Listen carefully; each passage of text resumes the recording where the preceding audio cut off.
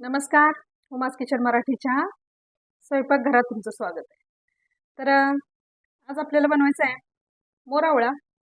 तोही मस्त असा किसून किंवा मोरावळ्याचा आपण चुंदा करतोय.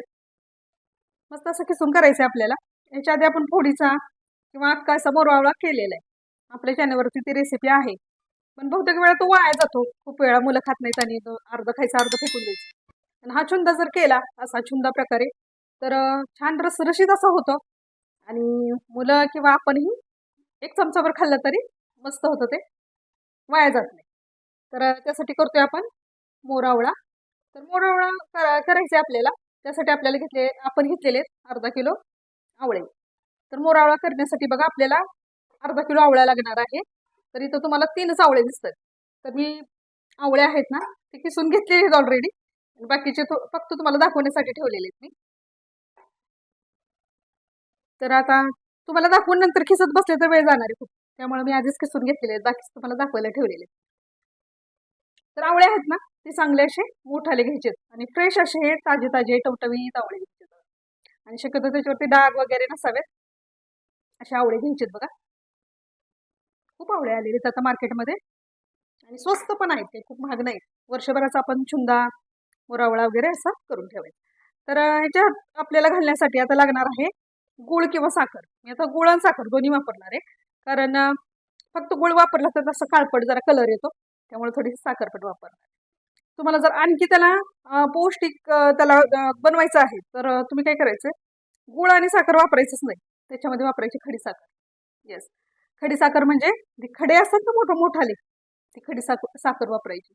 म्हणजे खडी साखरेचे गुणधर्म पण त्याच्यामध्ये उतरतात आणि मोरावळा छान अगदी म्हणजे त्याचं कॉम्बिनेशन होतं आणि ती जो पदार्थ होतो तो जास्त पौष्टिक होतो. पण आपल्याला आता मला शक्य नव्हतं ते खडी साखर वगैरे नव्हतीच आपल्याकडे. गुळ आणि साखर होती, ती दोन्ही मी अर्ध्या अर्धी घेतलेली. तर तुम्ही साखर किंवा गुळ आहे तो अर्धा अर्धा घ्या.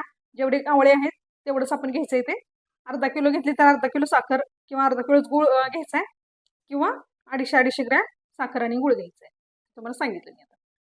तर चला, आवळे आहेत ते पहिल्यांदा स्वच्छ धुवून सुकवून घ्यायचे. सुकवून म्हणजे कोरडे करून घ्यायचे, सुकवून म्हणजे कोरडे करायचे.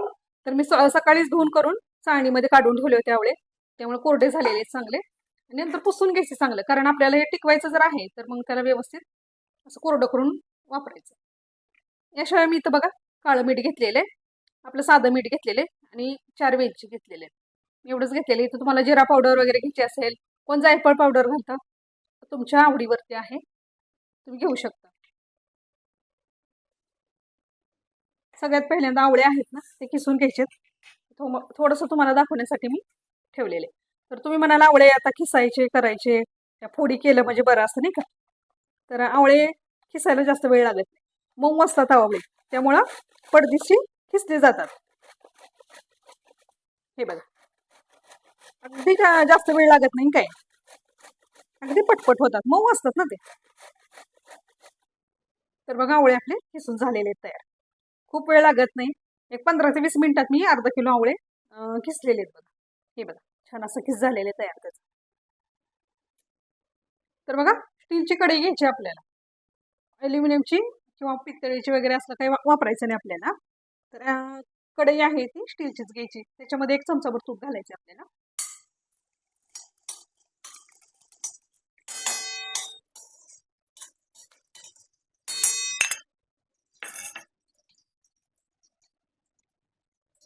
त्याच्यामध्ये आपण ना 4 लवंगा घालायचे बघा, अशा उडतात.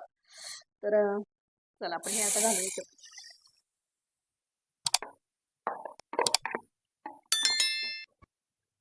गॅस बारीक करायचा.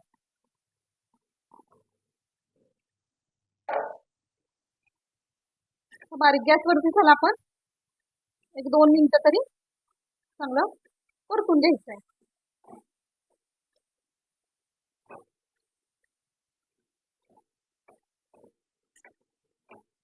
कढई गरम आहे आणि गॅस बारीक आहे अगदी.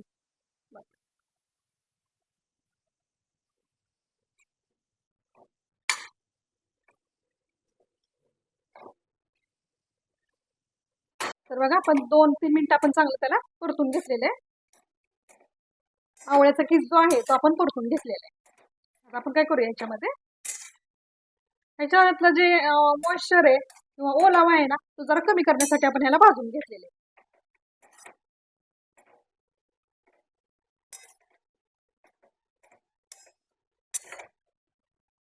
कढई नाही घ्यायची आपल्याला, आंबट असतो ना आवळा. गॅस कमी करते आता मी, आणि हा गूळ आणि साखर आहे ते आपण त्याच्यामध्ये घालायची.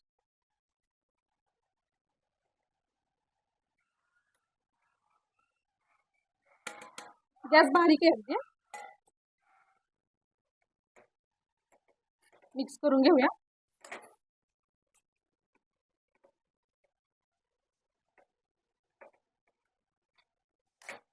याच्यावर तुम्हाला कमी जास्त काही करायचं असेल तर करू शकता. साखर कमी घालायची, तुम्हाला थोडा आंबटपणा जास्त आवडतोय आवळ्याचा तर तुम्ही साखर थोडीशी कमी केली तरी चालतंय.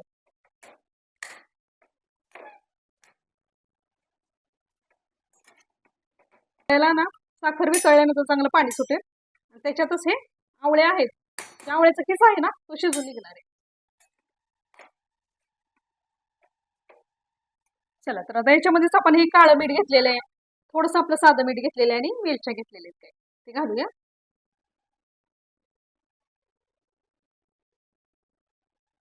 काळं मीठ जरा चटपटीत चव येण्यासाठी आपण घालायचं थोडं.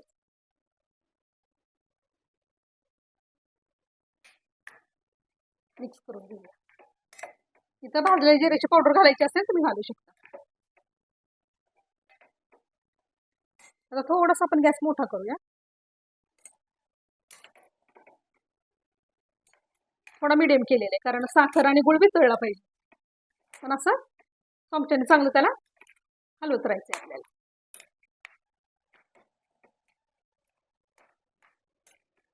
थोडीशी म्हणजे लाल मिरची पावडर घालायची असेल तशी पण तुम्ही घालू शकता. थोडंसं तिखट चटपटी तसं करायचं असेल तर तुम्ही थोडंसं मिरची पावडर सुद्धा घालू शकता याच्यामध्ये, जसं आपण आंब्याचा चुंदा करतो तसंच. आता हे वितळायला लागलेलं आहे, साखर आणि गुळ आहे तो, आणि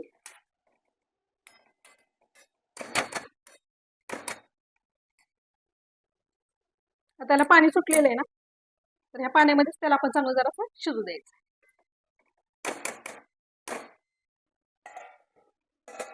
1-2 मिनिटं आपण त्याला झाकून पण ठेवूया, एखादी वाफ आली तर छान ते शिजलं पण जाईल. म्हणजे आता जळण्याची थोडी शक्यता कमी आहे, कारण आता पाणी सुटलेलं आहे त्याला, त्यामुळं ते लगेच लागणार नाही खाली. पण गॅस आहे तो मीडियम ठेवायचा आहे आपल्याला.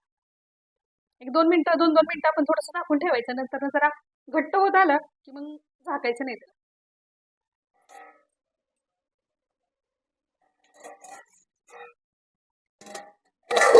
तर बघा, साखरेच्या आणि गुळाच्या पाण्यामध्ये ते चांगलं शिजलं जातंय.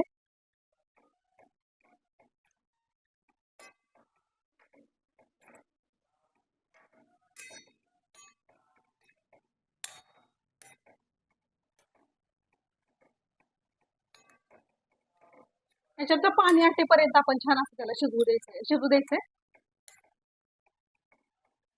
बघा, आपला मोर आवळा किंवा आवळ्याचा छुंद आहे तो छान शिजतोय. आपल्याला त्याला ह्या जो पाक आहे ना त्याची आपल्याला एकतार होईपर्यंत आपल्याला शिजवून घ्यायचंय त्याला. आता पाणी आहे भरपूर, ह्याच्यातच आपल्याला शिजवून घ्यायचंय. थोडंसं पाणी कमी झालं, थोडंसं घट्टसर झालं पाक की आपण चेक करायचं. खूप पातळ ठेवायचं नाही आणि खूप घट्टसरही करायचं नाही, कारण पातळ ठेवलं तर लगेच त्याला पुन्हा येणार आहे, आणि घट्ट केला तर तो एकदम घट्ट असा गोळा होऊन बसेल. त्यामुळे आपण फक्त एक तार व्हायला लागली गॅस बंद करायचा.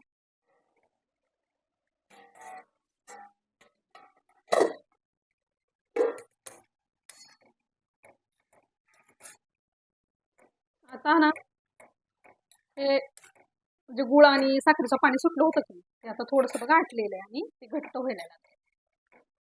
पाटीमध्ये किंवा डिशमध्ये.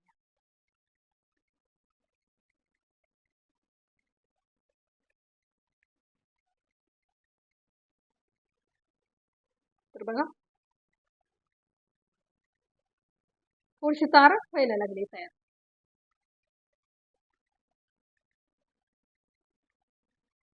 गॅस थोडा बारीक करूयात आपण, नाही तर खूप अगदी ते शिजलं जाईल, ते घट्ट होऊन जाईल. एक 2 मिनिटं फक्त आपण शिजवून घेऊया. खूप पक्का. तर बघा ही तार झालेली आहे तयार. एवढीच तार पाहिजे आपल्याला, खूप जास्त नको, नाही तर ते घट्ट होईल.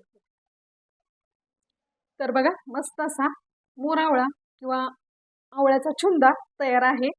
आणि असला भारी झालाय ना, एक नंबर झालेला आहे बघा. हे बघा कसला सुंदर कलर आलेला आहे आणि टेस्ट तर एक नंबर झालेली आहे. खूप सुंदर झालेला आहे. तर हा आवळा विटामिन सी जे भरपूर प्रमाणात असणार हा आवळा आपल्या डोक्याच्या केसापासून ते पायाच्या नखापर्यंत उपयोगी असतं. आपल्या शरीरासाठी असतं विटामिन सी, म्हणजे केस वाढीसाठी, अगदी चेहरा आपला तजेलदार होण्यासाठी, डोळे आपले जे निस्तेज झालेले असतात ते छान अगदी तजेलदार होण्यासाठी म्हणा, दात आपले छान असे कठीण किंवा मजबूत होण्यासाठी, हाडं मजबूत होण्यासाठी हा आवळा खूप उपयोगी असतो. रोज एक आवळा खा म्हटलेला आहे, पण आपण आवळा खाऊ शकत नाही. तर हे असं जरासं काहीतरी करून ठेवलं तर नक्कीच एक चमचा तुम्ही रोज खाऊ शकता. तर शिजवल्यामुळं, गुळ घातल्यामुळं आणि साखर घातल्यामुळं त्याची पौष्टिकता थोडीशी कमी होतच असेल नाही का. तर तरीही तुम्हाला सांगितलं मी, खडी साखर वापरू शकता. आणि ओरिजिनल जसा आवळा असतो ना तसं खाता आलं तर नक्की खा. त्यामुळे नक्कीच तुम्हाला जास्त फायदा होणार आहे नाही का. आणि तरी जर नाही खायचं तसं तर असं करून ठेवा. पित्तनाशक नाही का, मोरावळा म्हणतात की पित्तनाशक आहे. रोज थोडंसं जरी खाल्लं तरी आपल्याला पित्तापासून आपल्याला मुक्ती मिळते. तसा हा आवळा नक्की करून बघा, आवळ्याचा छुंद किंवा मोरावळा. तर कशी वाटली रेसिपी नक्की सांगा. आवडली असेल तर पटपट लाईक करून टाका. पण लाईक करा. लाईकचं थम्सअपचं बटन आहे ते दाबायचं म्हणजे लाईक होतं. आणि चॅनलवरती नवीन असा सबस्क्राईब करा.